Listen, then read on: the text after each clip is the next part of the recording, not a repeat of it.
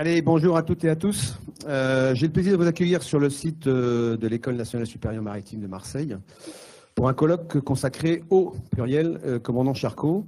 L'un, l'homme de médecine, sportif olympique, explorateur polaire, dont on célèbre le 85e anniversaire de sa disparition. Tout comme le nouveau navire de haute exploration polaire, le commandant Charcot de la compagnie Croisière Ponant. Pour témoigner de ces deux événements, l'ENSEM a le privilège et l'honneur, j'insiste bien sur l'honneur, d'accueillir trois intervenants qui se sont déplacés spécialement pour vous à Marseille pour nous parler des Charcot. Nous entendrons en premier la petite fille du commandant Charcot, Anne Manipou Charcot, qui partagera avec vous et avec nous les souvenirs du commandant Charcot, et en particulier, à sa demande, je suis tout à fait favorable à cette requête, des propos choisis qui feront écho aux valeurs nécessaires aux officiers et élèves de la marine marchande qui débutent pour la plupart d'entre vous dans leur carrière de marin. Cette intervention sera accompagnée de l'écrivain de marine Dominique Lebrun, auteur prolifique sur l'histoire des pôles et des explorateurs, et il vient de rédiger une brillante biographie du commandant Charcot aux éditions Talendier, dont vous aurez quelques exemplaires disponibles à la bibliothèque pour vos veillées hivernales. Il nous dira sa passion pour ce grand homme de mer et des pôles. Et dans la seconde partie de ce colloque, Mathieu Petitot, officier de la marine marchande, ancien élève de l'Hydro, comme on aime à le dire, et brillant directeur des constructions neuves de la compagnie Ponant. Il nous parlera du dernier navire de la compagnie, le navire de haute exploration polaire, le commandant Charcot, premier navire de surface à atteindre le pôle Nord. Et c'est lui qui a eu la charge de ce projet, un projet qui est unique de construction. Et vous verrez combien la conception novatrice de ce navire hors norme à propulsion hybride est impressionnante de techniques novatrices, respectueuses de l'environnement et capable de progresser dans de la glace épaisse. Je signale enfin que ce colloque s'inscrit dans un cycle de manifestations 2021, l'été polaire, qui promeut la connaissance des pôles à travers toutes sortes de manifestations et de conférences durant cet été, et dont l'aboutissement est la nuit polaire, le 9 octobre à Paris, au Muséum d'histoire naturelle. Et à ce titre, à Marseille, je ne sais pas si vous avez fait attention, pour ceux qui déjà erraient au Vieux-Port, on peut voir sur la façade de l'hôtel de ville deux magnifiques photos qui mettent en valeur la richesse des pôles, à la fois en dessous et au-dessus de la banquise. Sans plus attendre, je cède la parole à Anne Manipou Charcot. Merci.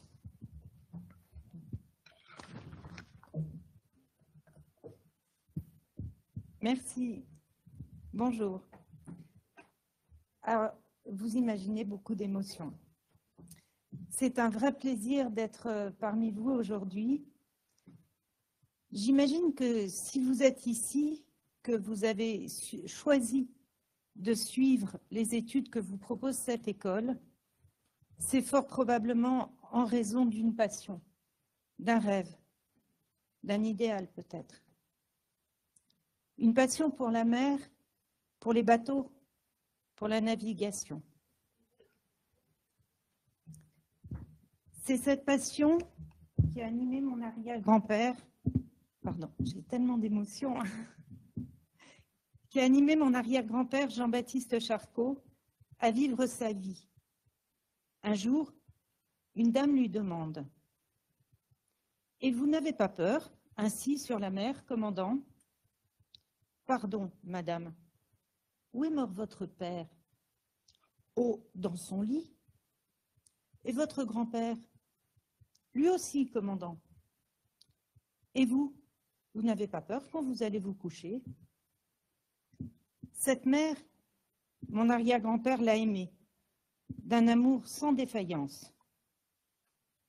Jusqu'à sa dernière heure, il lui vouera un amour et respect, conscient que sans elle, il ne serait jamais devenu le découvreur qu'il a été. Il disait d'elle, « La mer est une grande dresseuse d'hommes. On y apprend à faire son devoir, tout simplement, et sans phrase. Dans les cerveaux les plus obscurs, elle met ce grain d'idéal qui est nécessaire à l'homme pour réaliser de grandes choses. Quelques mois avant sa disparition, il évoque une nouvelle fois la mer, avec cette émotion. Cette chose tellement extraordinaire, cet élément tellement puissant qui change la mentalité des gens qui vivent sur elle, qui modifie leurs désirs, qui atténue leurs passions ou les rend plus vives, plus violentes. Le mode de vie de marin constitue pour Jean-Baptiste Charcot un accomplissement total, une ouverture vers les plus grandes valeurs de la vie. Il a navigué toute sa vie, fit construire les bateaux les plus adaptés à ses expéditions, et il a communiqué, raconté, échangé, convaincu et formé tant de personnes, dont des jeunes comme vous, avec qui il aimait tant passer du temps. L'un des jeunes scientifiques embarqués sur l'une des dernières expéditions du Pourquoi pas témoigne. La vie à bord, autour de lui, était une vraie vie de famille. Nous nous considérions comme de grands fils assemblés autour de leur père. Bien souvent, au carré, il était le plus jeune de nous tous, nous les jeunes dont il aimait à s'entourer, et qui étaient unis à lui par une affection filiale et un dévouement sincère. Il aimait les jeunes pour leur allant, la spontanéité de leurs possibilités, qu'il ne manquait jamais de les aider à réaliser. Nous écoutions ses conseils, basés sur une longue expérience de la mer, des terres désertes des pôles. Lors de sa dernière conférence, juste avant d'embarquer pour la dernière expédition en 1936, il s'adressait au Yacht Club de France et il dit « Je mourrais content si mes travaux ont pu contribuer à faire aimer chez les jeunes le goût de la découverte et la fierté de servir. À nous de transmettre, à vous de réaliser vos rêves. Comme lui, faisons œuvre utile. Merci et bon vent.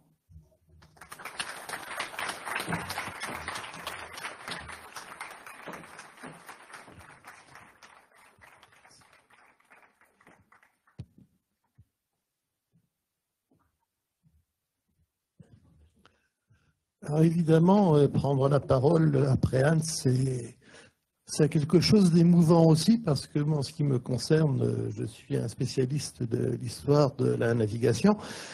Charcot est mon héros personnel depuis que je suis gamin. Autant dire que les mots que j'ai entendus là m'ont un petit peu touché quand même beaucoup plus que ce que je pourrais en dire. Cette conférence, les mots que je vais vous proposer maintenant, s'appelle « Avec les mots du commandant Charcot » parce que nous avions décidé que Anne ouvrirait cette séance en citant donc son arrière-grand-père. La chose est faite et l'ambiance est mise.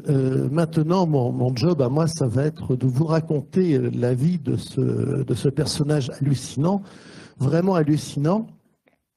Je vous ai préparé un choix d'images connues ou pas connues, notamment je suis assez content de vous montrer ce portrait du Pourquoi pas que je pense que personne ne connaît ici. Il sort des réserves du musée de Saint-Malo et il est signé d'un illustre inconnu. C'est fait d'après un dessin de Léon Avener. Mais là, vous voyez toute la fringance de ce 3 qui me semble tout à fait à l'image de ce que Charcot a fait. J'ai mis à côté ce portrait de Charcot qui est tout jeune. Il vient de passer, en fait, il vient d'acheter son premier yacht. Alors, il faut bien dire une chose, je vous le raconterai tout à l'heure en détail. Son premier yacht fut celui qui s'est offert son premier, pourquoi pas, un cotre de régate de 19 mètres. Excusez-moi du peu, je vais vous raconter tout à l'heure comment il a pu s'offrir ça, mais il le skippait pratiquement tout de suite, ce qui pour moi relève du miracle. Comment cet homme, qui a une trentaine d'années, qui est toubib, a pu oser se mettre pratiquement aux commandes d'un bateau, avec même un équipage et même un patron quand même, il fallait le faire. Donc reprenons l'histoire de Charcot. Ici, ça se passe donc sur la plage de Ouistreham. Il a 14-15 ans, il est en vacances et il a depuis tout petit l'idée qu'un jour il sera marin. Son père lui a dit non, tu seras marin, si tu veux faire du bateau, tu feras du bateau, mais non, tu ne feras pas l'école navale, non, non, non, non, tu vas faire ta médecine, tu vas te mettre dans les traces. Vacances, 14-15 ans, il embarque avec les pêcheurs, et sur cette carte postale, on voit le genre de navigation qu'il peut pratiquer, c'est-à-dire sur des barcasses avec des avirons, avec des bouts de voile, des seines, et puis c'est là qu'on devient marin. C'est là qu'on devient marin parce qu'on est tout seul sur sa petite barcasse avec le courant qu'il peut y avoir en Manche, on connaît bien, les vents qui tournent, et puis au bout, pour les garçons avec qui ils naviguent, la nécessité évidemment de ramener du poisson. Mais le petit Charcot, son problème, c'est papa. Jean-Martin Charcot, vous avez forcément tous entendu parler de lui parce que c'est lui qui a découvert la maladie qui porte son nom, la maladie de Charcot. Ce tableau est assez connu, c'est donc la fameuse leçon sur l'hystérie. Il y a actuellement un film qui va bientôt paraître sur ces questions-là, qu'il faudra regarder sans doute avec un peu de recul et d'analyse, mais qu'importe, on n'est pas là pour parler de ça. On est là pour dire que le bon fils va suivre ce que son père lui impose. Il va donc passer son doctorat, et là, on a une photo extrêmement intéressante où l'on voit donc des internes après le concours ou après qu'ils aient soutenu leur thèse, je ne sais pas. Ils portent tous la blouse blanche et un regard très fier d'eux. Et au milieu, il y en a un qui est en costume et qui regarde vers l'horizon, c'est Jean-Baptiste Charcot. Lui, il sait de quoi son avenir sera fait, mais pour le moment, papa étant en vie, on ne peut faire qu'obéir au bon père. Et donc Charcot va même ouvrir un cabinet en ville à Paris. Et on va venir consulter le docteur Charcot. Son père étant décédé, lui laisse une fortune colossale. Comme je vous l'ai dit tout à l'heure, en fait, son père soignait les grandes têtes et les grandes fortunes du monde entier, et qui donc lui apportait des flots d'argent assez difficiles à imaginer aujourd'hui. Mais le fait est qu'avec cet héritage, il commence par s'offrir ce yacht-là, et puis il fait des régates avec le Yacht Club de France. Il découvre que les régatiers du Yacht Club de France sont des gens qui préfèrent les cérémonies de remise des coupes et les verres que l'on boit avec que d'être en mer. Ça n'intéresse plus. Il arme carrément une goélette qui fait pas loin de 30 mètres de long, avec laquelle il a l'idée tout de suite, absolument tout de suite, de faire de la navigation intelligente. Très très vite, il va monter en Écosse. L'Écosse, il va passer au Féroé. Et il va finir par, tenez-vous bien, monter jusqu'à Jan Mayen, en été. Attention, à l'époque, il est encore médecin. Donc, ce sont ses vacances d'été. Pour sa croisière d'été, il monte à Jan Mayen, force la banquise, voit Jan Mayen et revient. Alors, ces images, attention, ne sont pas faites pendant cette croisière. Elles représentent bel et bien Jan Mayen et une croisière vers là, mais ça a été fait par Meg Charcot, son épouse, bien plus tard, et sur une navigation faite à bord du Trois-Mâts, pourquoi pas. Mais je voulais quand même vous montrer ces images qui se trouvent dans la maison de Charcot. Elles sont toutes ensemble dans un petit cadre. Ce sont des gouaches absolument magnifiques. Rien que ça donne envie de monter vers les hautes latitudes. Ça ne fait aucun doute. Que va-t-il se passer par la suite? Au retour de Jan Mayen, Charcot laisse entendre que, mon Dieu, ils avaient embarqué avec lui à bord, des fois qu'ils auraient été pris dans la banquise, des vivres pour tenir tout un hiver, etc. Et quand il le racontait, on s'en rendait bien compte qu'en fait, il aurait rêvé que ça arrive. Mais à ce moment-là, sa décision est prise, je serai un explorateur polaire. Et là, carrément, il va lancer en chantier le Français, un bateau de 32 mètres qu'il commande à Saint-Malo, chantier Gauthier, spécialiste des bateaux qui font Terre-Neuve. Le bateau, le navire, je devrais dire plutôt, est conçu sur les plans d'un terre-neuvier. Juste, la charpente est beaucoup plus importante. On y ajoute une machine à vapeur et une passerelle située sur l'avant. Pourquoi le Français? À l'origine, le bateau s'appelle le Pourquoi pas. Charcot a l'intention de monter vers le nord. Nous sommes dans le début donc, du XXe siècle, on n'a pas encore atteint le pôle Nord. Donc lui voudrait non pas atteindre le pôle Nord, mais aller naviguer vers là-haut. Son idée à l'époque, c'est d'aller vers le Spitzberg, la Nouvelle-Zambel et compagnie. Et puis, à la même époque, il y a ce qu'on appelle une année polaire, qui en existe encore, qui décide, d'un point de vue international, que l'on va faire une exploration organisée de l'Antarctique. Chaque pays se prend un bout. Et Charcot se rend compte que la France n'est pas représentée. Changeons de programme, plus question de monter au nord, on descend au sud, mais quand il s'agit de financer cette opération Charcot se rend compte que sa fortune ne suffira pas. Dans sa famille, sa belle famille plutôt, il y a des patrons de presse, il y a des politiques. On va créer une vaste demande de fonds et il va recevoir de la France entière des chèques, des petites sommes ridicules. Et du coup, il dit, je débaptise mon bateau. Il ne s'appellera pas le Pourquoi pas, il s'appellera le Français en l'honneur de tous les gens qui m'ont aidé à faire cette expédition.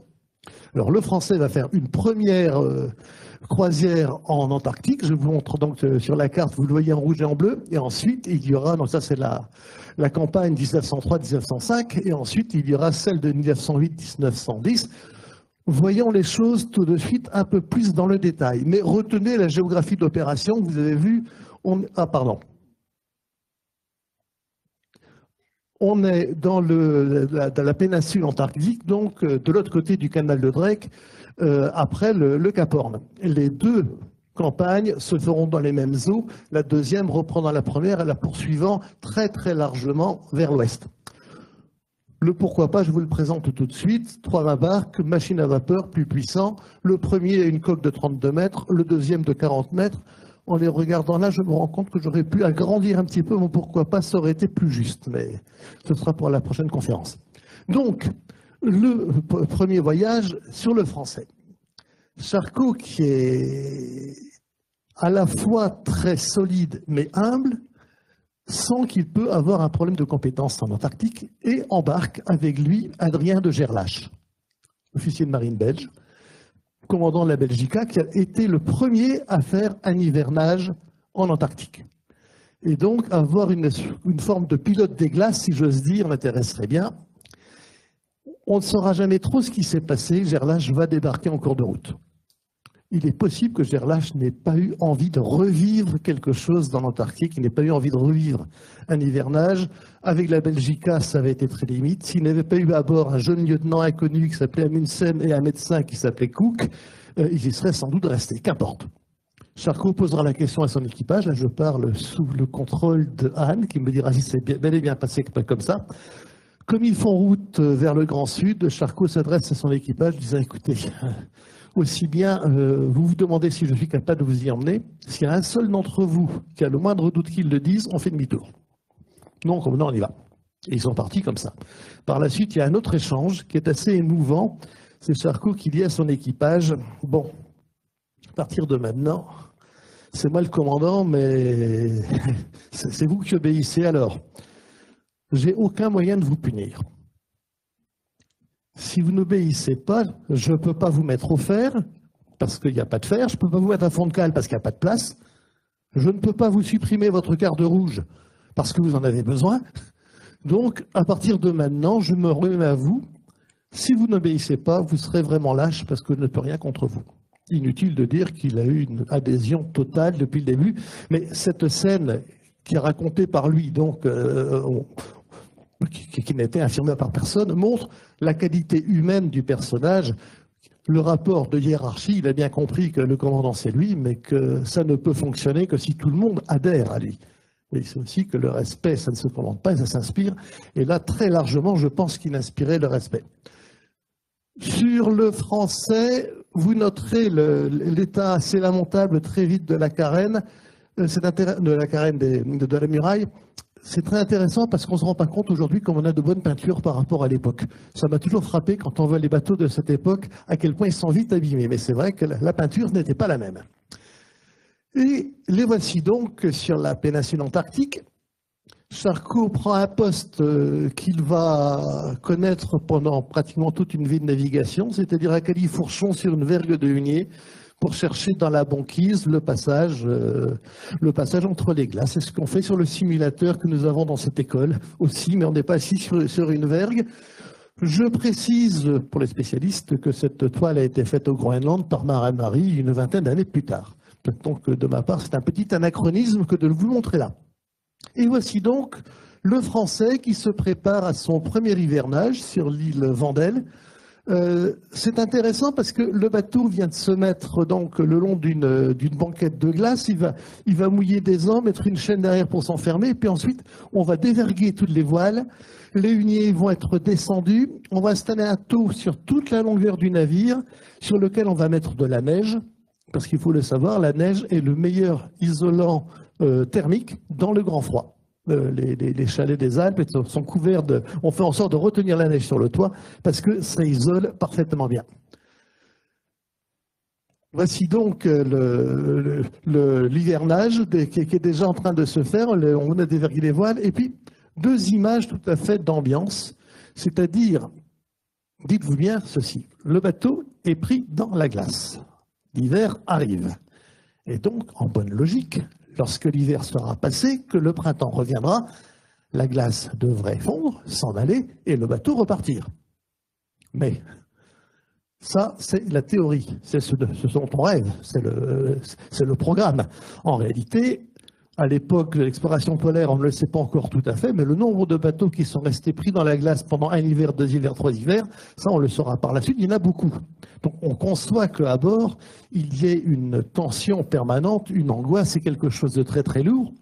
L'équipage, et notamment les scientifiques, y font face par leur travail quotidien, par des petites récréations amusantes, voire des recherches comme faire écouter le gramophone aux manchots royaux et voir comment ils s'y comportent et quel type de musique ils préfèrent. Alors, j'ai pas eu de précision sur le choix des manchots dans les choix des disques par les scientifiques, mais manifestement, il y avait certaines musiques qui leur plaisaient plus. Tout ça pour dire qu'on tient à bord une ambiance que l'on veut la plus chaleureuse. Et là où ça devient très fort, c'est que, et ça c'est une idée de Charcot, il se dit, mais j'ai un équipage ici, j'ai des tas de gens qui savent à peine lire, à peine écrire éventuellement certains d'entre eux. J'ai des matelots qui sont venus faire un temps pour préparer les concours de la marine marchande. Profitons de l'hiver pour mettre tout ça d'équerre. Et il organise des cours du soir. C'est-à-dire que les scientifiques vont former les officiers de marine du bord à la science, les officiers de marine vont former dans ceux qui préparent les concours à la navigation, et puis pour le reste, et on a des matelots qui apprennent à écrire et à lire.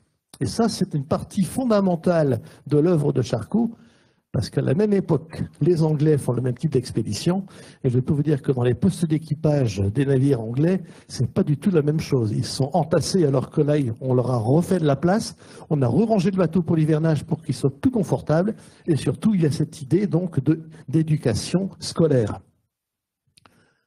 Première expédition, là je suis déjà passé à la deuxième, mais l'image est belle, profitez-en pendant que je vous finis de raconter l'histoire de l'expédition du Français.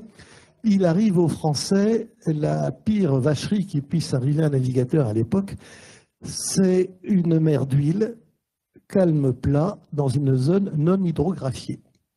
On ne voit rien. Et là, ça ne rate pas. Il y avait un pavé sous 2 mètres d'eau, absolument invisible, et le Français est monté sur ce pavé, a été stoppé d'un coup. Le récit de Charcot est édifiant parce qu'il raconte comment la mâture, sous le coup de frein, fouette en avant et n'arrête pas de fouetter en se disant la mâture va descendre. Coup de chance, la mâture tient. On réussit à faire marche arrière et à descendre du rocher. Seulement, le bateau embarque en permanence. Il faut pratiquement 45 minutes à la pompe par heure pour le tenir à flot. Il est évident que la mission scientifique ne pourra pas se faire intégralement. Et puis, il y a le challenge à tenir, c'est de retraverser le canal de Drake au retour pour réussir à atteindre l'Argentine où on verra ce qu'on peut réparer. C'est un véritable miracle que la traversée se fasse. Le bateau est irréparable. Le gouvernement argentin propose de le racheter. Donc, Charcot rentre en France en paquebot avec quand même un bon millier de côtes qui ont été hydrographiées, vous voyez le travail, comme cartographiées plus précisément. C'est quand même énorme. Et une innovation scientifique dont on en parlait ce midi en déjeunant, tout n'a pas encore été exploité par le muséum. C'est assez extraordinaire. De retour en France, Charcot obtient les moyens de construire un nouveau navire. Il retourne au chantier Gautier de Saint-Malo et cette fois-ci donc se fait construire un bateau plus puissant, plus long, plus grand. C'est le Pourquoi pas, qui est un 3-mâts barque avec une machine à vapeur dont il est intéressant de noter que dans les meilleures conditions, c'est-à-dire mer calme et pas de vent, peut mener le bateau à 8 nœuds. On a bien compris que s'il y a de la houle et un vent contraire, avec le fardage, ça n'ira pas très loin. Même programme, on poursuit donc les recherches dans la péninsule antarctique avec un hivernage qui va se faire pas très très loin du premier. Sur le coup, c'est décevant parce que ça ne permet pas d'explorer aussi loin qu'on aurait voulu. En revanche, d'un point de vue statistique, c'est fabuleux, parce que ça permet de refaire à la même époque les mêmes mesures climatologiques, et donc d'avoir un début de statistiques de comparaison possible d'une année à l'autre. Ces photos sont amusantes aussi parce qu'on a, pour tenir le moral, des fêtes et des carnavals absurdes, et ils adorent ça, organisés régulièrement. Il arrive qu'on fête plusieurs fois l'anniversaire de la même personne parce que c'est l'occasion de faire une fête. Et puis, vous voyez, autour du bateau, c'est tout un village qui s'installe. Ce sont des réserves, ce sont des laboratoires, et tout le monde se déplace à ski. C'est une ambiance un petit peu sport d'hiver. Moi, ça me fait très envie, j'aurais bien voulu vivre ça. Mais tant pis, j'ai eu notre époque. Et puis arrive la guerre. Alors la guerre, Charcot est médecin, donc il est réquisitionné à l'hôpital de Cherbourg, qui est un hôpital militaire très important, parce que tous les blessés du front du Nord-Est sont transportés par navire hôpital à Cherbourg, et donc c'est un hôpital pratiquement de deuxième ligne. Charcot s'ennuie, il demande à monter au front. Bon, il dit, non, vu votre âge, soyons sérieux, bon, il n'a pas encore 50 ans, mais quand même. Et il propose l'idée de bateau-piège. C'est une chose qui existe chez les Britanniques. Il va d'ailleurs, du coup, être récupéré par la marine britannique pour armer un bateau-piège. Est-ce que vous savez ce que c'est qu'un bateau-piège? Je vous raconte. L'idée, c'est qu'à l'époque, les sous-marins allemands coulent systématiquement tout le trafic marchand de façon à essayer d'isoler totalement et l'Angleterre et la France. L'idée... Les sous-marins allemands ne gaspillent pas de torpilles sur le petit cargo comme ça. Ils débarquent, ils mettent des grenades à bord, on fait exploser tout ça, et puis ça fait un bateau de moins.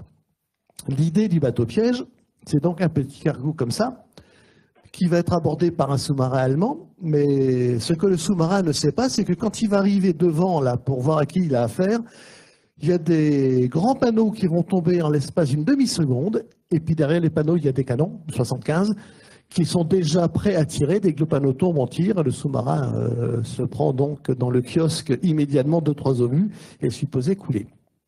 Il semblerait que Charcot en ait coulé un, mais il ne s'en est jamais vanté. On sait qu'il a reçu une médaille militaire pour un acte héroïque qui ne peut être que celui-là, mais dans le dossier, on n'a pas trouvé grand-chose. On a cherché dans la maison. On pourrait le trouver en fouillant chez les militaires. Moi, en ce qui me concerne, j'ai l'impression de violer une mémoire en faisant ça, puisque Charcot ne voulait pas qu'on parle. Il était patriote, oui, mais un acte de guerre comme celui-là, il n'avait pas trop envie qu'on en parle. Nous arrivons maintenant donc à l'après-guerre. Et là, Antarctique, depuis les premières expéditions, il s'est passé quoi? Que Amundsen a atteint le pôle sud. La recherche sur l'Antarctique est moins intéressante à l'époque, mais en revanche, le Nord intéresse énormément. Et du coup, Charcot, dans le bateau, est passé aux mains du muséum, monte expédition scientifique sur expédition scientifique, pratiquement une tous les étés, avec comme axe privilégié le Groenland. C'est une carte que j'ai empruntée aux Chasse-Marées. Ils m'ont fait une faute d'orthographe ici, donc je ne sais pas de ma faute, ça, hein, le petit dé. Charcot va donc passer plusieurs années à naviguer dans ces eaux-là, et ça va l'amener à établir avec le Groenland et surtout ses habitants des relations très privilégiées. Alors sur ses habitants, tout de suite une petite précision. Tout cela se passe sur la côte orientale du Groenland, qui est la plus difficile parce que le courant froid polaire y amène des glaces. Et jusque les premières expéditions de Charcot, il n'y a pas de population. Mais le gouvernement danois a installé des Inuits assez hauts vers Ngasalik et le Scoresby Sound pour avoir une présence humaine, pour faire face à une tentative norvégienne d'occuper le terrain. C'est une chose qui est assez peu connue. C'est la raison pour laquelle, dans son deuxième voyage, Charcot insiste sur le fait qu'il se demande comment se porte la petite colonie qui, l'année précédente, a été s'installer là-haut. Et en fait, ça se passe très bien. Et à partir de là, tous les étés, le pourquoi pas revient sur ces coins-là. Les familles montent à bord.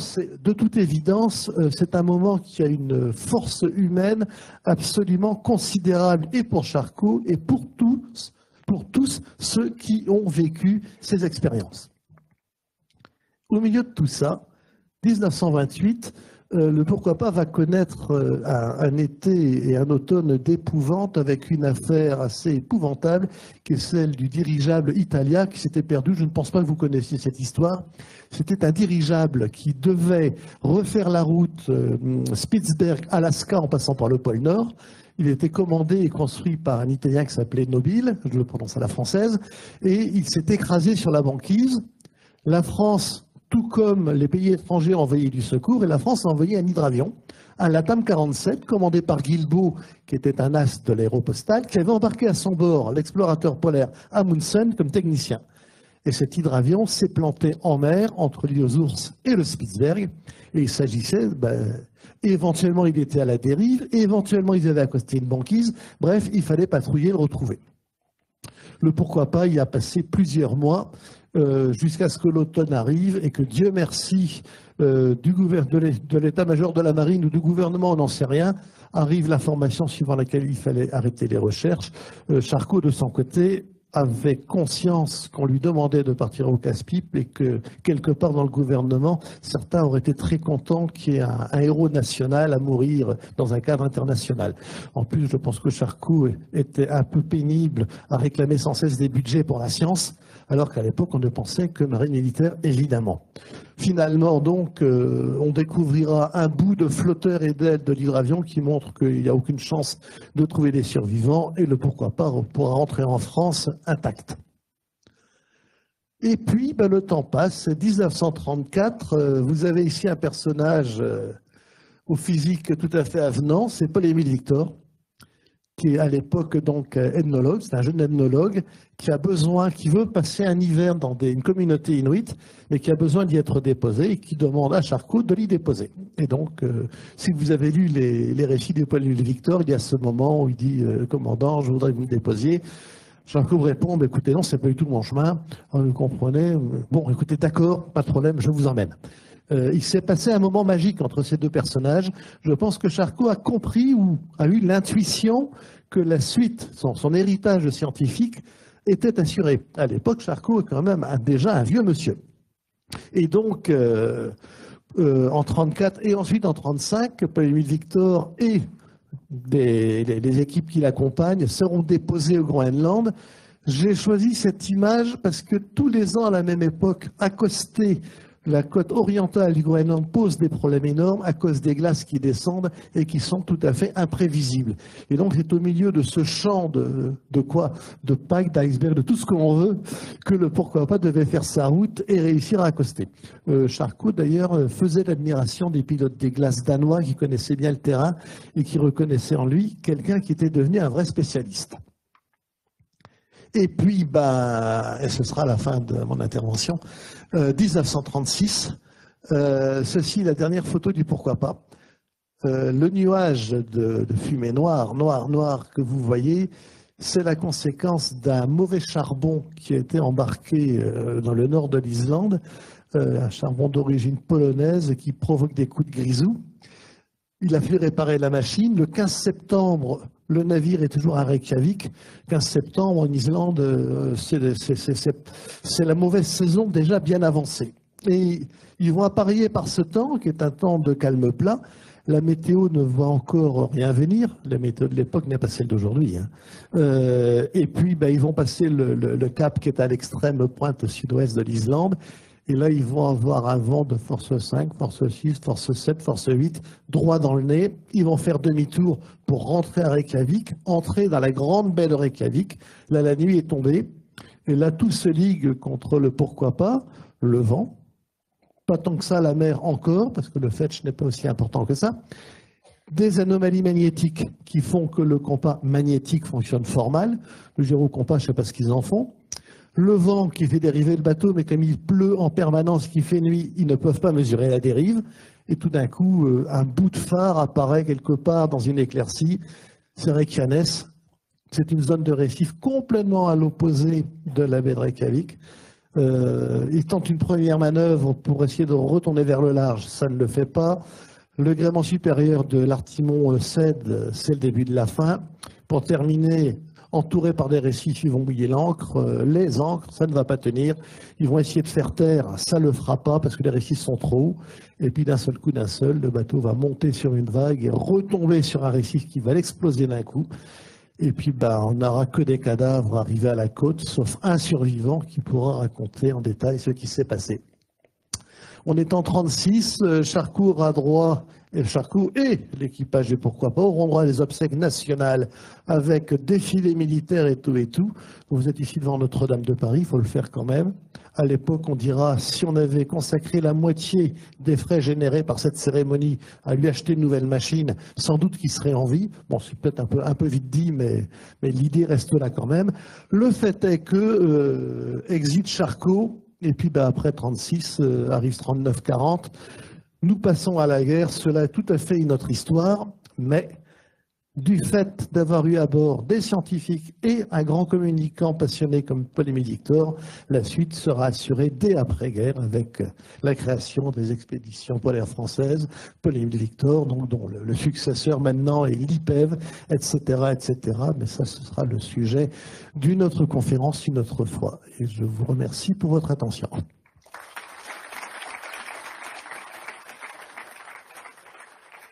Nous allons passer maintenant aux questions plus techniques. Mathieu.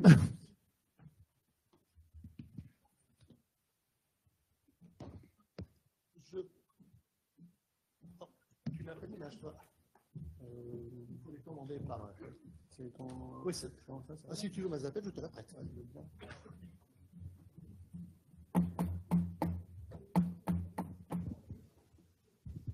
Bonjour à toutes et à tous. Mathieu Petitot, directeur des nouvelles constructions pour Ponant. Ça me fait un petit peu bizarre d'être ici. Avant, j'étais plutôt à votre place. Quelques années après, juste pour vous dire que cette formation est exceptionnelle. Elle mène à plein de choses. Et si c'était à refaire, je le referais exactement la même. Donc, continuez. C'est un métier absolument passionnant. Merci de me faire l'honneur de pouvoir présenter ce bateau. J'espère que le nom de ce navire saura rendre hommage au commandant Charcot. Donc, je vais vous présenter un petit peu l'histoire de sa conception et ses particularités. Voilà, donc c'est parti.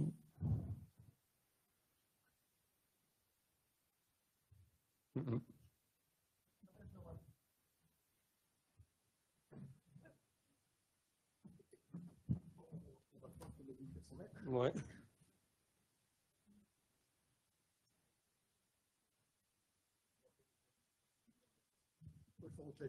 Okay.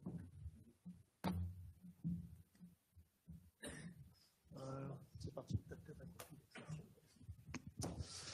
Alors, on va revenir aux origines du projet. Donc, il y a 6 ans, donc c'est septembre 2015, où donc notre président, le président de Ponant à l'époque, Jean-Emmanuel Sauvé, a l'idée donc de concevoir un navire capable d'emmener 460 personnes au pôle Nord et d'aller donc essayer de perdurer cet esprit d'expédition polaire à travers un navire qui aurait les capacités d'aller là où encore les autres ne vont pas. Alors, projet un petit peu fou, complètement surréaliste, et qui donc demandait à ce qu'on aille se faire conseiller dans cette démarche-là par les personnes qui étaient donc les spécialistes de tout ce qui était navire polaire. C'était donc les Finlandais de Aker Arctic. Donc on a été les voir, on les a rencontrés, on leur a exposé un petit peu le projet. Ils nous ont clairement pris pour des doux cinglés, mais avec le flegme finlandais, ils ont dit « Ok, écoutez, on va essayer de vous aider dans votre démarche, mais avant tout, on va d'abord essayer de savoir, essayer de comprendre quelles sont les caractéristiques environnementales des lieux dans lesquels vous allez être amené à naviguer. Il faut d'abord juger et analyser les conditions. Alors pour cela, pendant Pendant 6 mois, on a commencé à récolter un certain nombre de data, d'analyses récoltées par les scientifiques sur toutes les stations polaires et essayer de comprendre quelles étaient les températures qu'on allait devoir affronter, que ce soit dans le nord ou dans le sud. Donc on a récolté toutes ces datas que vous pouvez voir ici afin de comprendre quelles étaient les températures au nord et au sud. Ensuite, on a analysé les données d'un sonar qui avait été immergé au niveau du pôle Nord et qui, pendant plusieurs années, faisait des pings afin de mesurer l'épaisseur de glace qui lui passait au-dessus. Ce qui nous a donné des moyennes annuelles d'épaisseur de glace pendant les périodes de l'été boréal. Ensuite, analyse de cartes de satellites de couverture de glace, qui nous ont permis, là aussi, de comprendre quelle était l'évolution de la couverture, notamment en Arctique, et d'essayer de faire des moyennes et prédire quelles allaient être les épaisseurs qu'on pouvait rencontrer. Il y a eu des années avec forte couverture de glace et faible épaisseur, ou alors des grandes épaisseurs et des faibles couvertures de glace. Il a fallu tenir compte de tous ces éléments-là. Une fois qu'on a eu ces éléments, il est donc apparu indispensable de déterminer des critères de design du navire. Ces critères de design étaient donc une température de moins 25 degrés, c'est-à-dire qu'on travaille sur la moyenne des températures les plus basses dans les zones dans lesquelles on navigue. Donc c'était moins 15 degrés et c'était l'Antarctique. Et donc on a appliqué moins 10 degrés par-dessus, température demandée par le Polar Code. On obtient donc cette température de moins 25 qui va influencer donc tout le design des équipements, de la coque et des équipements de sécurité. Ensuite, l'épaisseur de glace, 2,50 m. Il fallait qu'on soit en mesure de naviguer dans 2,50 m de glace, sachant que le navire pouvait en rencontrer des épaisseurs plus importantes, mais il devait conserver sa manœuvrabilité jusqu'à cette épaisseur-là. Et ensuite, la banquise est faite de telle manière qu'il y a un certain nombre d'obstacles, des ridges de glace qui se forment, qui forment des montagnes, des hummocks et des boomocks. Donc il y a par endroit 3 mètres de montagnes de glace accumulées.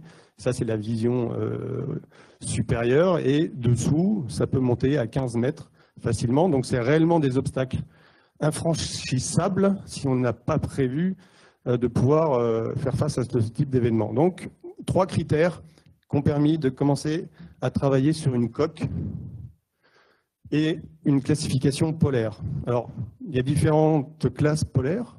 Là, vous avez un tableau qui représente un petit peu quelles sont ces différentes classes. Tous les pays n'utilisent pas la même norme. Pour vous donner un ordre d'idée, donc on a tous nos navires actuels, la série Boréal et Expédition, qui sont des navires de classe polaire 1C. C'est la plus petite classe polaire qui existe. La classe polaire la plus importante, on va dire, c'est Polar Code 1, celle du navire qui est aujourd'hui russe, nucléaire, qui opère donc jusqu'au pôle Nord. Le commandant Charcot est un navire Polar Classe 2. Hein, donc c'est un navire unique dans le sens où il n'a jamais été construit à ce jour de navire de classe polaire 2. Vous voyez sur le tableau de gauche un petit peu les épaisseurs de glace auxquelles correspondent chacune de ces classes. Et donc, Polar Classe 2, on peut affronter de la glace jusqu'à 3 mètres. Je n'ai pas trouvé de meilleure image que les images de la maquette qu'on a dû réaliser afin de faire les essais en bassin pour se rendre compte des formes qui sont complètement uniques de ce navire, que ce soit l'étrave avec un profil, une coque, une étrave inversée, avec un peu de biomimétisme. On s'imagine facilement voir un petit peu une baleine. La forme de l'arrière, où avec ces 2 pods et ce qu'on appellera donc les 2 skegs qui sont juste devant les pods, qui servent à améliorer la gouverne du navire et également à faire en sorte que la glace évite de venir taper dans les hélices.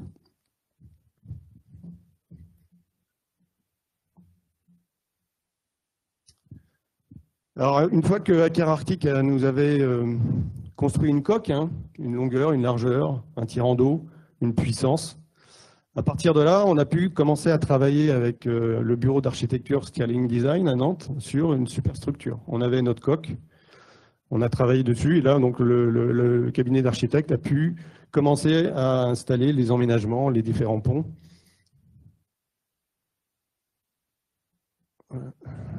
Donc, voilà une vue du navire en coupe.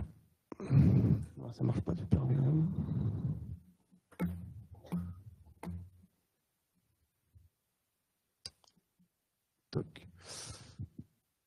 Voilà, donc ça c'est pour représenter, ça, vous voyez bien donc les différentes formes de coque avant-arrière.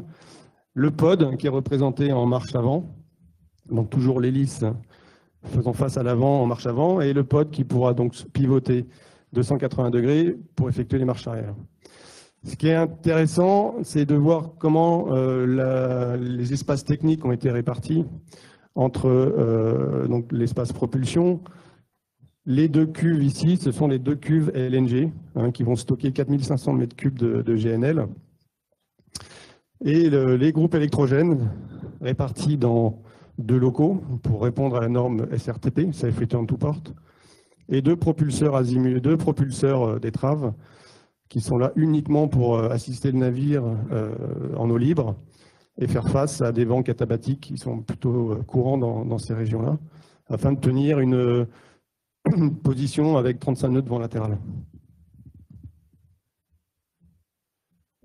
Alors les caractéristiques principales. On est sur un navire donc, qui bat pavillon français, société de classification Bureau Veritas. C'est important de souligner ces deux aspects, déjà parce que la compagnie a toujours souhaité continuer à faire vivre le pavillon français, mais ensuite parce qu'il y a une double vérification qui est effectuée à la fois par le pavillon et à la fois par la société de classe. Derrière, on est un navire SRTP, donc Safe Return to Port, donc qui dit donc redondance d'un certain nombre d'équipements majeurs à bord, propulsion, production électrique, eau, nourriture. Dual fuel, c'est parce que le navire donc, est équipé de moteurs dual fuel. Il tourne aussi bien au gasoil qu'au gaz naturel. Et ensuite, Polar Class 2, donc ça j'en ai parlé, avec la particularité d'avoir les notations Icebreaker 3 en avant et Icebreaker 4 en arrière. Ça c'est pour bien souligner que le navire a été fait de manière à pouvoir opérer aussi bien en marche avant qu'en marche arrière. La notation Clean Ship. Alors derrière cette notation Clean Ship, il y a un certain nombre d'équipements qui aboutissent à cette notation, notamment les systèmes de traitement avancé des eaux usées, grâce au... Ça avance tout seul maintenant. Notamment donc, les systèmes de traitement des eaux usées, le fait d'utiliser donc on a une double coque, donc très peu de risque d'avarie et de pollution avec ce design, système de traitement des eaux de ballast, l'utilisation de fluides frigorigènes avec des taux de nuisance relatifs à la couche d'ozone très bas, enfin tout un tas d'équipements, traitement des garbage, qui font que ce navire a une notation Clean Ship. Comfort Noise 1, Vib 1, donc ça a été la particularité de construction du navire, de manière à ce qu'il génère le moins de bruit et de vibrations possible, à la fois pour la partie passager et membres d'équipage, mais également pour la partie bruit rayonné dans l'eau, afin de limiter les impacts sur l'environnement. Et pour la toute première fois, une notation hybride électrique qui a été délivrée par le Bureau Veritas, qui met l'accent sur la particularité du navire à être en mesure d'utiliser 2 grands packs de batteries de stockage d'énergie qui vont donc optimiser le fonctionnement de la production électrique et réduire les émissions. Voilà, donc on est sur un navire qui fait un peu moins de 150 mètres de long, 10 mètres de tirant d'eau. Le tirant d'eau est extrêmement important, est un critère dimensionnant qui va lui permettre de manœuvrer et de casser jusqu'à ces 2,50 m de glace. 2 moteurs de propulsion, donc 2 fois 17 MW d'azipod. Une vitesse en eau libre économique entre 9 et 12 nœuds, même si le navire est capable d'aller à 18 nœuds en eau libre, mais en n'utilisant que 50% de sa puissance. La puissance qui est en réserve va être uniquement utilisée dans la glace, si besoin. 4,5 MWh de batterie à bord, moteur dual fuel Wärtsilä, dernière technologie de moteur, on y reviendra. Et donc ces grosses capacités, donc une cuve de 2500 m3 et une cuve de 1900 m3 de GNL qui fait partie donc des innovations majeures de ce navire. Alors la conception, on a travaillé sur 4 aspects. 4 aspects qui ont guidé tout le design du navire. Le premier, c'était les aspects environnementaux. Il était hors de question d'aller naviguer dans les eaux polaires sans mettre tous les moyens techniques qui existaient donc à l'époque pour limiter au maximum les émissions. Donc forcément, ça commençait par utiliser le combustible qui générait le moins d'émissions, donc le gaz naturel liquéfié. Ensuite, l'intégration des dernières évolutions technologiques de moteurs dual fuel, qui représentaient des économies jusqu'à 8% de consommation au LNG. Une particularité hybride électrique, en installant donc des packs de batteries. La gestion des déchets, le stockage et le traitement. Les eaux polaires, c'est zéro rejet. Il a fallu concevoir le navire de manière à respecter donc, ces critères. Le routage glace, qui fait partie également des innovations. L'élimination des bouteilles plastiques par un système de traitement des eaux et d'embouteillage à bord.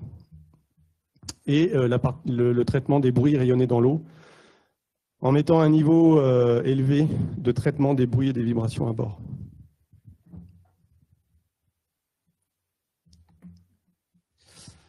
Autre aspect essentiel du design, ça va être traiter les aspects sécurité et fiabilité.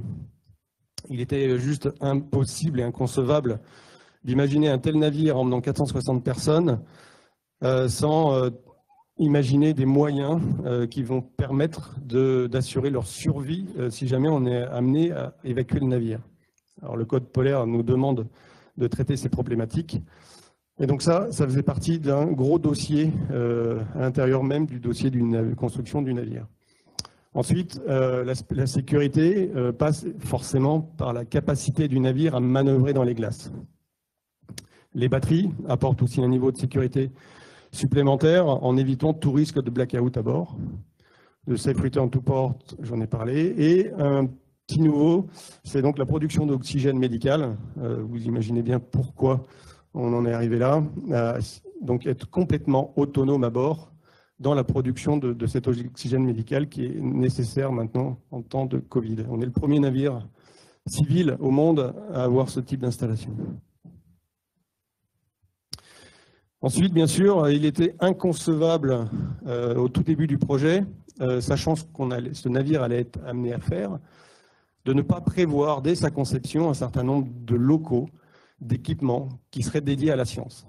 La volonté derrière, c'était de faire en sorte que ce navire devienne un navire d'opportunité pour la science, être en mesure d'accueillir un certain nombre de scientifiques, de recherche, et pour ça, il a fallu qu'on l'intègre dès le début, en prévoyant de l'espace technique dédié à un certain nombre d'équipements ou de locaux.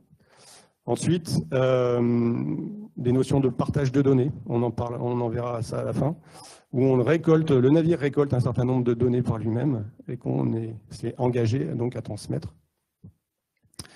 Des partenariats, beaucoup de partenariats sur lesquels on travaille afin de faire en sorte que derrière ce navire, il y ait toute une dynamique scientifique qui soit créée et qui derrière va aboutir, va faire en sorte que Ponant s'organise en interne également pour créer ce département scientifique de coordination bord et terre. Donc des nouveaux postes aussi qui sont créés à bord. Un aspect confort pour terminer, c'est quand même un navire à passagers. Personne ne s'était posé les problématiques d'un navire dans la glace, bruit et vibration. C'était juste normal. Mais c'est un sujet sur lequel il a fallu travailler en amont. Et donc, beaucoup d'études, beaucoup de systèmes ont été mis en œuvre pour limiter ces bruits, ces vibrations. Augmentation de la surface par passager pour augmenter le confort. Et prise en compte aussi des problématiques d'équipage, où on a donc surélevé le pont équipage. Au lieu du pont 3, on est passé au pont 4, de manière à essayer de les éloigner au maximum des perturbations dues à la glace. En tout ceci, n'a été possible en fait que grâce à un certain nombre d'innovations qu'on a mises en œuvre avec des partenaires industriels. Innovation majeure étant donc les cuves GNL avec GTT, les moteurs dual fuel avec Wärtsilä, les batteries avec un fournisseur canadien, norvégien Corvus, les équipements de survie polaire avec des sociétés type Fastmer, Survitech, le design de coque, un design unique avec Aker Arctic, et le comportement GNL. Là, je fais référence donc à des modules développés par GTT pour mieux appréhender le vieillissement du GNL et la gestion du talon qui va nous permettre d'optimiser nos opérations de bunkering par la suite. Voilà un petit peu donc à quoi peut ressembler une cuve une GNL sur le commandant Charcot. Alors on va me dire c'est une cuve, on a déjà vu ça, c'est effectivement les cuves utilisées habituellement sur les méthaniers de gaz océan. C'est la même technologie, sauf qu'on a rajouté un petit critère dimensionnant, c'est la capacité de ces cuves à monter en pression et à contenir l'évaporation naturelle du gaz. Donc le design réglementaire c'est 700 millibars, on a augmenté cette pression à 2 bars de manière à augmenter la flexibilité du navire en termes d'opération, la sécurité forcément en évitant tout risque de rejet de méthane à l'atmosphère et augmenter l'autonomie du navire parce qu'au final pourquoi on a choisi cette techno-là, c'est juste parce que ça nous permettait de maximiser donc les quantités de LNG stockées à bord, plutôt que de partir sur des technologies de membrane type C qui sont moins efficaces en termes de volume. Donc ça, c'est un design unique. On est le premier navire à être équipé avec cette techno. Et demain, on espère bien que d'autres armateurs puissent profiter de ce qu'on a fait pour changer les systèmes de propulsion et passer au dual fuel. Alors le pourquoi de passer au gaz naturel, je pense que vous le savez déjà, mais donc réduction des soufres, plus d'émissions de soufre, 99% de réduction. Les NOx, les particules pareil, les NOx 85%. Avec la combinaison de l'utilisation donc des moteurs Wärtsilä V31, dernière technologie, on améliore l'efficacité en mode gaz, plus 13%, meilleure efficacité de toute la gamme Wärtsilä. C'est des moteurs qui ont été conçus pour fonctionner au gaz, contrairement aux moteurs de génération précédente, qui étaient des moteurs diesel, bidouillés pour fonctionner au gaz. D'où l'amélioration des rendements et des performances. Gros risque, on a pris quand même beaucoup de risques pour implémenter ces moteurs-là. On est les premiers à les utiliser quasiment au gaz sur le commandant Charcot. Et résultat absolument fantastique. On a zéro problème. Et ils ont donc tout donné lors du dernier voyage. Alors le CO2, moins 25% d'émissions grâce à cette technologie de gaz naturel à bord. Par contre, c'est pas assez. On a devant nous des échéances qui arrivent assez ambitieuses, guidées par l'accord de Paris. Et donc derrière, on va avoir des démarches qui vont être d'améliorer cette valeur de moins 25 pour obtenir en 2050 moins 70 et à l'échéance d'avant en 2030 moins 40. On va travailler donc sur l'incorporation de biogaz dans notre GNL et étudier également des solutions de méthane de synthèse en utilisant de l'hydrogène vert, fait avec de l'électricité verte, et de la captation de carbone. Le navire, avec ce type d'équipement à bord et de cuve, est prêt pour de nouveaux types de fuel. Alors les batteries, conception hybride, donc on a 50 tonnes de batteries à bord, réparties dans 2 locaux. Ça va être l'équivalent donc de 2 groupes électrogènes supplémentaires qui vont être connectés sur le jeu de barre et donc ils vont permettre d'économiser du combustible en évitant des démarrages successifs de moteurs tournant à basse charge, en mettant les moteurs sur des cycles de 0 émission à faire des cycles de charge à 85%, puis après des cycles de 0 émission. On repart sur des charges à 85 et 0 émission. Avec ces cycles-là, on permet d'économiser presque 5% de consommation. Ça nous permet aussi de garantir le fonctionnement de nos moteurs au gaz. L'intérêt, c'est de tourner au gaz tout le temps. On sait que des moteurs au gaz sont plus sensibles aux variations de charge. S'ils ne sont pas contents, ils changent tout seuls, ils basculent au gasoil. Ça, on ne veut pas. Donc les batteries vont faire tampon et vont elles-mêmes récupérer ces variations de charge et garantir le fonctionnement au gaz tout le temps. C'est pareil, lorsque les commandants en manœuvre vont vous demander 3 groupes de connecter pour garantir que si en cas de problème sur un, il y a au moins de la réserve d'énergie, eh bien là, il n'y a plus besoin. On garde nos 2 modules de batterie et un groupe qui tourne et on fait toute la manœuvre comme ça. Donc il y a un apprentissage à faire, un changement de mentalité par l'utilisation de ce type de stockage d'énergie à bord sur lequel on est en train de travailler. On est en train également de mesurer les gains, les bénéfices. Donc c'est une démarche sur le long terme qu'on entreprend. Autre avantage, c'est que lorsqu'on va faire des bunkering de GNL, on va être en mesure donc de stocker l'énergie, stocker le gaz supplémentaire qui a été produit en boil-off. On va être capable de le stocker dans les batteries et de le réutiliser plus tard. On a été capable également de faire des mesures de bruit rayonnées dans l'eau, mode de batterie et mode de diesel. Il y a donc l'Institut norvégien NERSC qui est en train de dépouiller les relevés qu'ils ont faits donc, au pôle Nord et qui sont plutôt enthousiasmants. Donc, un autre aspect intéressant de ces modules de batterie.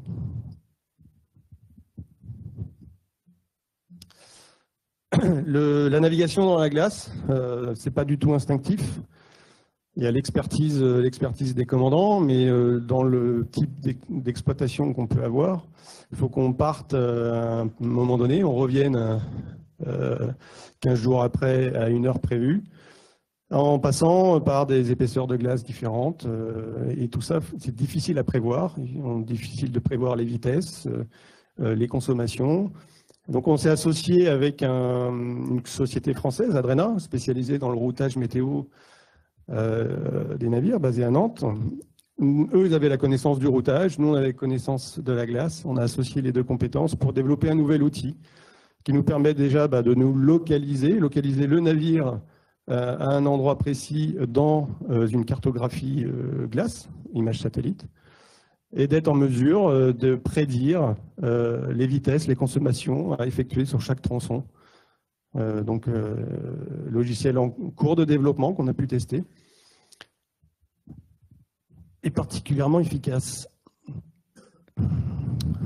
Alors, dans le chapitre sécurité, forcément, l'organe principal, c'est le pod. Il était clair et net que ce navire était impossible à réaliser sans avoir ce type de propulsion. Un navire à ligne d'arbre classique aurait nécessité beaucoup plus de puissance et beaucoup plus d'outils pour essayer de passer à travers cette banquise. Donc ce pod est 5 pales, hélice 100% en inox, donc rotation 360 degrés. Et donc, il est utilisé réellement pour rentrer en contact avec la glace. L'hélice n'a pas besoin d'être protégée, elle est faite pour ça. Et donc, la garantie, c'est de pouvoir effectuer donc, une vitesse constante de 2 nœuds dans 2,40 m et d'être capable de passer à travers des ridges. Forcément, donc, la coque participe donc, à cette performance qu'il a fallu tester avant de s'engager plus loin dans le développement.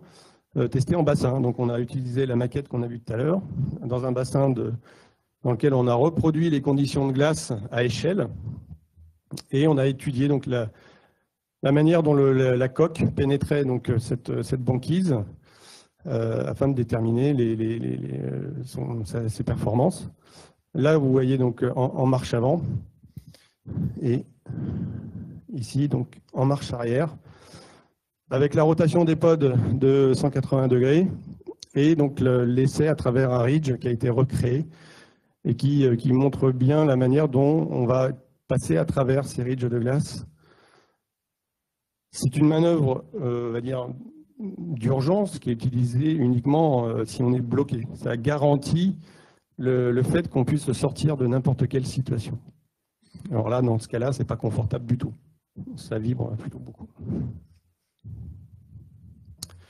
Autre aspect sécurité, c'était donc l'exigence du Polar Code, être capable de survivre pendant 5 jours avec 460 personnes. Alors aujourd'hui, si on veut monter une expédition, on peut trouver du matériel adapté, mais c'est du matériel adapté personnel. Il a fallu qu'on imagine ce type d'équipement pour 460 personnes. Ce n'est pas du tout la même chose pour résister à moins 25 degrés. Travailler sur des scénarios d'abandon à la fois sur la mer, sur la banquise, sur les deux, sur la terre aussi. Qu'est-ce qu'il faut prévoir? Donc on a développé un certain nombre d'équipements qu'on a pu donc tester là il y a un peu plus d'une semaine au pôle Nord. On a simulé un exercice international d'abandon du navire et de survie pendant 24 heures sur la banquise pour tester tous nos équipements. Donc le premier d'entre eux, ce qu'on a développé donc avec Fastmer, donc un fabricant d'embarcations de sauvetage, on a développé ce qu'on appelle maintenant le Ice Cube, qui répond à la problématique de ce qu'on appelle les GSK, les Global Survival Kit, un conteneur dans lequel on a installé un certain nombre de traîneaux, et ces traîneaux sont prééquipés avec tous les équipements de survie, la nourriture, les abris et de quoi faire de l'eau. Deuxième équipement qu'on a développé, donc l'abri. Il nous fallait avoir un abri qui était capable de flotter si jamais la banquise vient à céder et qui puisse être sécurisé, ancré au sol ou sur la terre ou sur la glace. Pareil, donc abri qu'on a été amené à tester pendant ce qu'on a appelé donc le SAREX pôle Nord. Et dernier équipement, donc les combinaisons d'immersion. Donc on a des life jackets, on a des brassières de sauvetage sur le navire, mais lorsqu'on navigue en eau libre, lorsqu'on est dans la glace, en cas d'abandon, c'est combinaison d'immersion pour tout le monde. Et on a développé cette combinaison-là avec un partenaire de manière à ce qu'elle réponde au maximum à tout un tas de retours d'expérience qui avaient été faits par les Norvégiens, qui avaient eux-mêmes fait ce type d'exercice de survie. Il en était ressorti un certain nombre d'améliorations possibles qu'on a prises en compte dans le design de cette combinaison. Donc tout ça, ça a été testé il y a un peu plus d'une semaine par 64 personnes pendant 24 heures. Donc ça a été assez magique avec la présence de Coast Guard canadiens, américains, norvégiens, Marine nationale également. Tout le monde a pu participer, nos représentants de l'ENSM également. Très riche d'enseignement et derrière ça, il y a toute une démarche qui continue. On participe à des groupes de travail qui travaillent sur la rédaction des ISO, des futures normes ISO qui vont encadrer donc le développement de tous ces systèmes de survie polaire. Voilà un petit aperçu de ce que pouvait être le camp. Donc il y a la partie équipement, mais il y a également toute la procédure, la gestion et l'organisation d'un camp de survie avec des responsabilités. Jusqu'à maintenant, à bord, vous avez un rôle, votre mission, votre rôle à bord, mais vous avez en plus un rôle en cas d'abandon, un rôle en cas d'incendie, un rôle en cas de voie d'eau. Bon, on a dû créer des rôles supplémentaires, et là, c'était un rôle en cas de survie polaire. Chacun a une tâche à effectuer. Et tout ça, ça a été simulé afin de voir, former d'abord nos équipages, et puis avoir le retour de tous les participants sur ce qui pouvait être amélioré. L'aspect scientifique, donc comme je disais, on a prévu un certain nombre d'équipements de locaux déjà à bord. On a prévu donc ce qu'on appelle des laboratoires secs, laboratoires humides. Humide parce qu'il est proche d'une porte de bordée, une accessibilité à l'eau pour effectuer des prélèvements.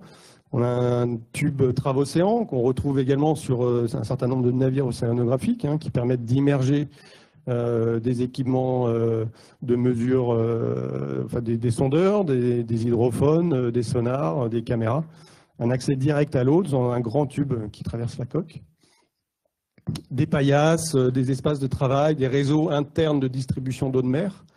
Eau de mer dit ce qu'on appelle de l'eau de mer propre, prélevée sur l'avant du navire, avec des systèmes de pompes qui permettent de ne pas polluer l'eau de mer avec des rouets en métaux, par exemple.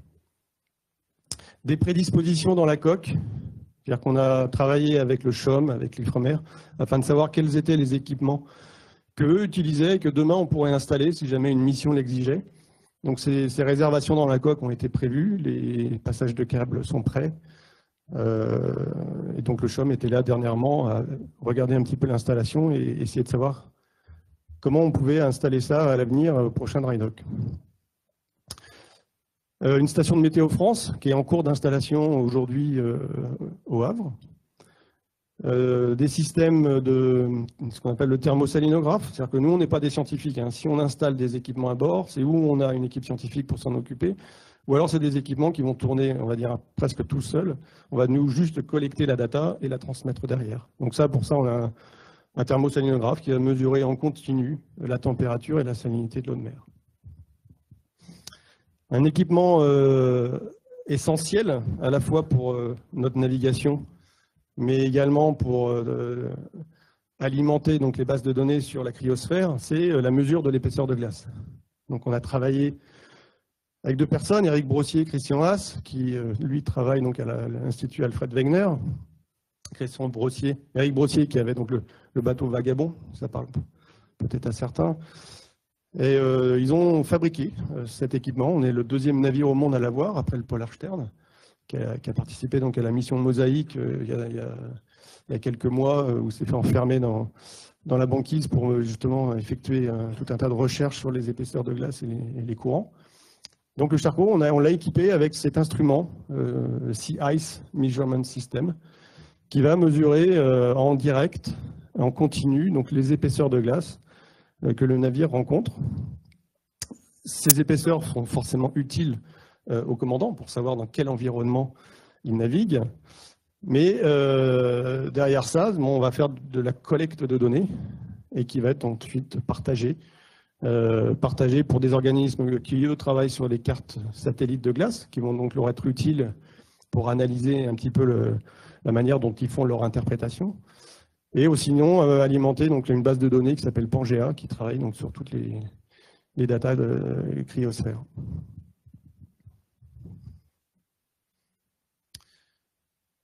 Et donc on a eu la joie d'avoir donc un certain nombre de scientifiques avec nous dernièrement lors de ce voyage au pôle, qui ont effectué tout un tas de mesures. Ils ont pris réellement possession du bateau, de ses locaux, de ses équipements. Tout n'est pas parfait, mais ils ont réussi à réaliser un certain nombre d'analyses, de mesures de température, de sondes XBT, donc, qui mesurent donc, la température à différentes profondeurs. On a déposé un certain nombre de bouées qui font partie de programmes internationaux de dérive des courants arctiques. Des ballons pour prendre des échantillons d'air, des mesures, des prélèvements d'eau. Et puis, des petits bateaux en bois qui ont été disposés au pôle Nord. Et l'idée derrière, c'était que les gens qui retrouvent ces bateaux ensuite sur les plages communiquent. Il y a un moyen de contacter le NERSC derrière et de les informer de l'endroit où ils ont et de la date à laquelle ils ont récupéré ces petits bateaux. Voilà, donc à travers toutes ces démarches, il y a effectivement une activité commerciale de croisière, mais il y a réellement la volonté d'enrichissement, de développement des connaissances, à la fois du milieu dans lequel on va être, et d'ouverture d'esprit, et d'améliorer donc la connaissance du milieu arctique. Voilà, en ce qui concerne donc ce navire. Je vous remercie.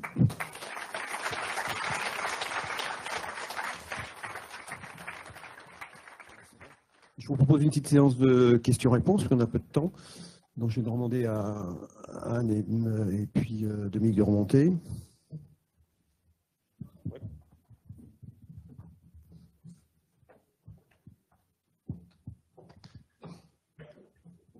Questions dans la salle. Oui.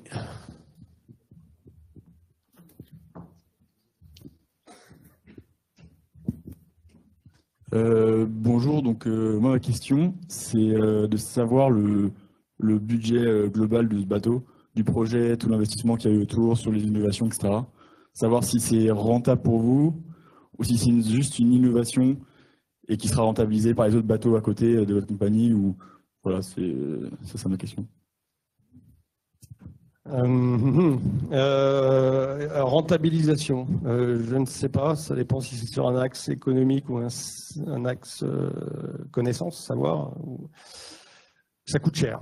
Tout le développement technique autour de ce navire coûte extrêmement cher. On est généralement, quand on raisonne sur un navire de passagers, c'est le prix du bateau divisé par le nombre de cabines, et ça donne une idée de l'investissement. On est clairement là sur le navire le plus cher au monde. Cette technologie LNG associée aux batteries, on doit représenter de l'ordre de 20% du prix du navire, ce qui est énorme.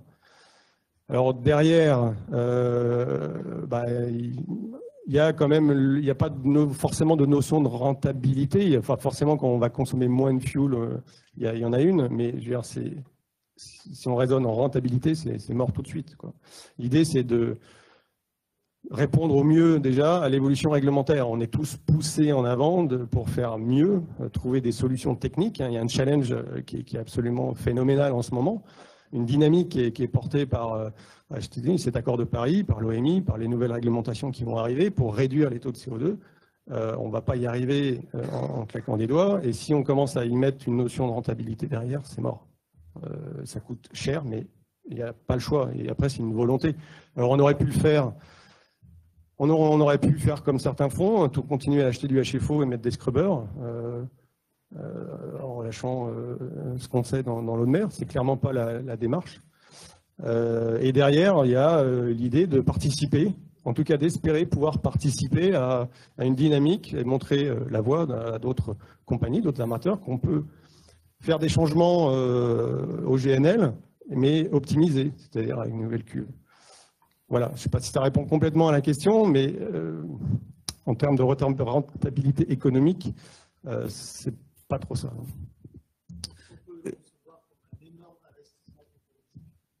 Tout à fait. Oui, oui. Et moi, je me demandais, du coup, vous disiez 10 mètres de tirant d'eau, et du coup, vous avez une réserve de flottabilité énorme. Enfin, c'est grâce à quoi que vous arrivez à les combler, les 10 mètres? On a un tirant d'eau design à 9,50 m et des grosses capacités. Vous avez vu, des grosses capacités de fuel, 4500 de GNL, 3800 de diesel. Mais on a énormément de capacités de ballast eau de mer également, qui nous permettent de faire l'équilibre et la balance. Bonjour, je voudrais savoir quel est le nom du chantier naval qui a, après avoir reçu la coque à Cône Arctique, a réalisé l'assemblage de toutes les pièces. Alors on a le chantier de construction, donc c'est le chantier Vard, Vard Norvège, qui appartient au groupe Fincantieri.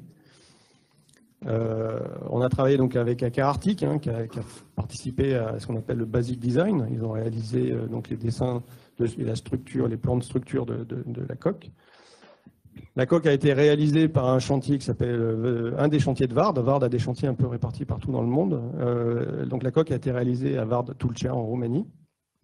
Le navire a été donc mis à flot en Roumanie, transporté donc dans le chantier de Vard Sovik en Norvège, où il a été armé. Donc toute la phase d'armement, donc que ce soit la mise en service de tous les équipements et la construction des emménagements intérieurs.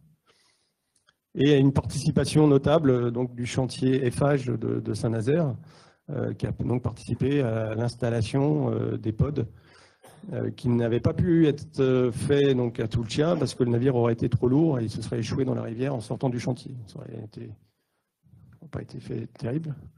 Donc voilà, il y a plusieurs combinaisons de chantiers qui ont collaboré sur ce travail. Alors bonjour, oui, vous avez parlé d'un programme de recyclage des batteries. Je voulais savoir en quoi il consistait globalement, ce programme. Alors on a conçu, on a travaillé, donc là c'était donc avec ABB et Corvus, sur une durée de vie de 10 ans sur les batteries. Donc la quantité d'énergie stockée et l'utilité qu'on en a est garantie sur une période de 10 ans. Et derrière, on s'est engagé avec eux à un mode de recyclage, c'est-à-dire qu'ils viennent, ils récupèrent les batteries et ils s'occupent de les recycler. Aujourd'hui, avec l'augmentation galopante du nombre de batteries, il y a une économie qui s'est créée sur le recyclage. Et derrière, ces batteries ont une autre vie qui est principalement dans le stockage d'énergie de panneaux solaires, par exemple, Et donc, cette durée de vie de 10 ans, maintenant, elle est sérieusement augmentée par cette deuxième vie. Que ce soit pour les navires, mais les voitures, etc. De manière générale, on s'aperçoit que les batteries ont une durée de vie supérieure à ce qu'on avait imaginé. Donc on va moins, elles ont toujours la capacité d'absorber, elles ont moins de capacité à délivrer de la puissance. Mais voilà. Bonjour. Je voulais savoir si les équipes machines et ponts, donc les marins à bord, c'était constitué de la même manière que les autres navires ou s'il y avait des différences? Est-ce qu'il y a toujours les mêmes quarts? Est-ce que c'est le même nombre d'officiers ou de personnes d'exécution?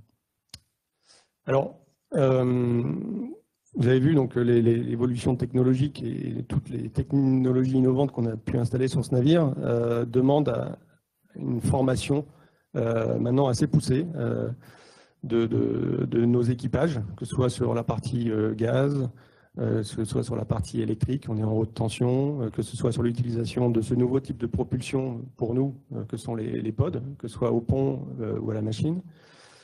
Des formations aussi au niveau code polaire, des formations simulateurs de navigation, etc. Donc il y a déjà un énorme aspect lié à la formation des équipages. Ne serait-ce que par exemple les batteries aussi. Les batteries représentent un gros aspect de la formation nécessaire à faire à bord. Donc gros aspect formation, et ensuite on a doublé un certain nombre de postes où les officiers de quart à la machine ne sont plus tout seuls, ils sont accompagnés d'un ouvrier mécanicien. Des nouveaux postes en passerelle pour gérer la sécurité et doubler les quarts. Donc oui, il y a beaucoup plus de membres d'équipage.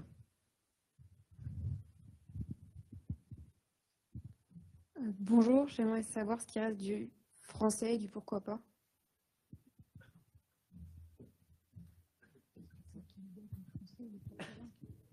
Je n'ai pas bien compris la question, excusez-moi.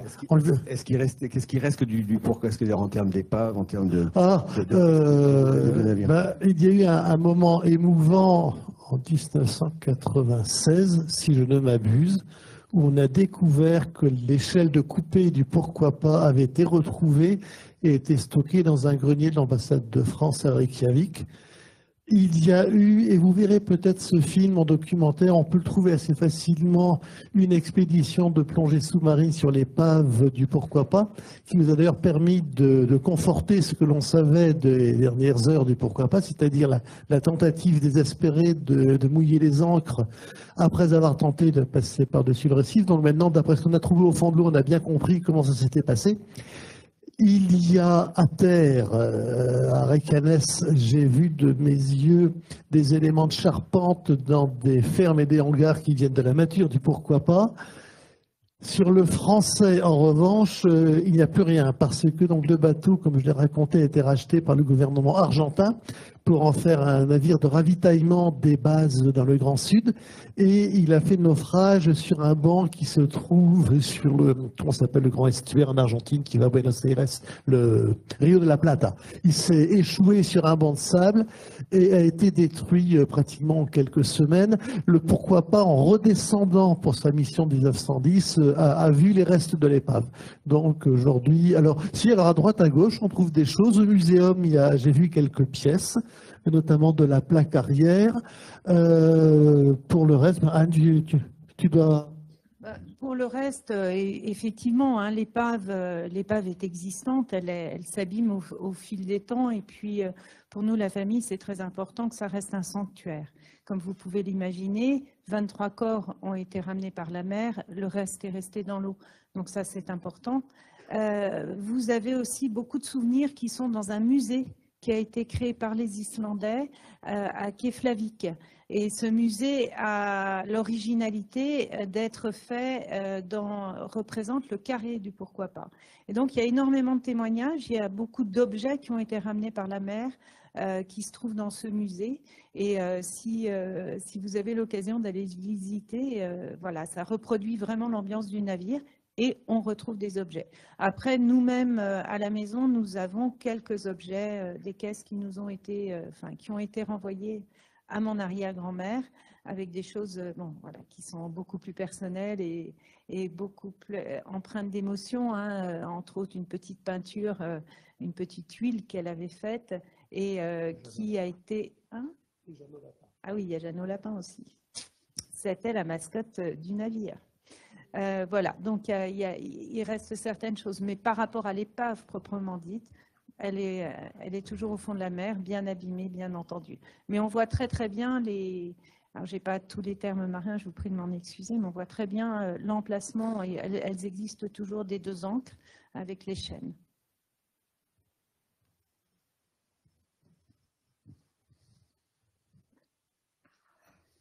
Une dernière question.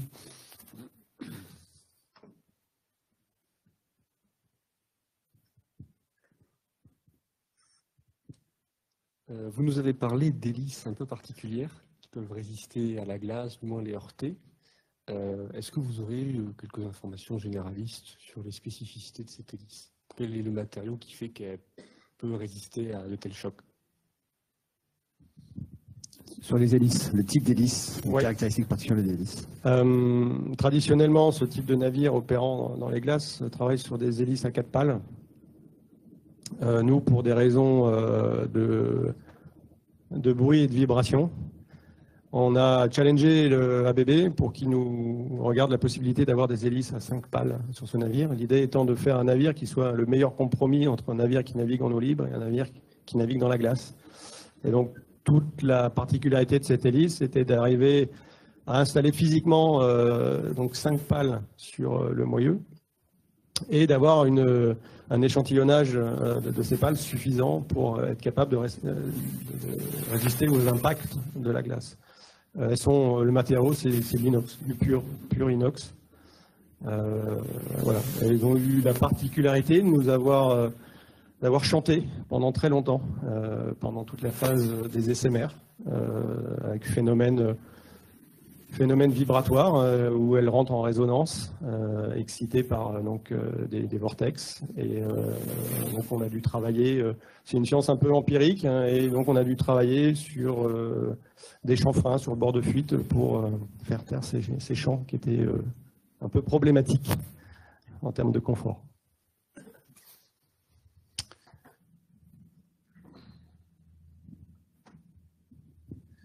Bonjour, bravo pour tout ce que vous avez dit.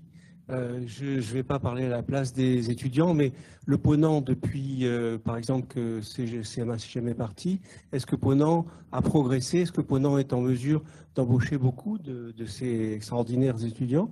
Ou est-ce que vous embauchez plutôt des ingénieurs? Quelle est la progression? Est-ce que vous allez construire des bateaux encore?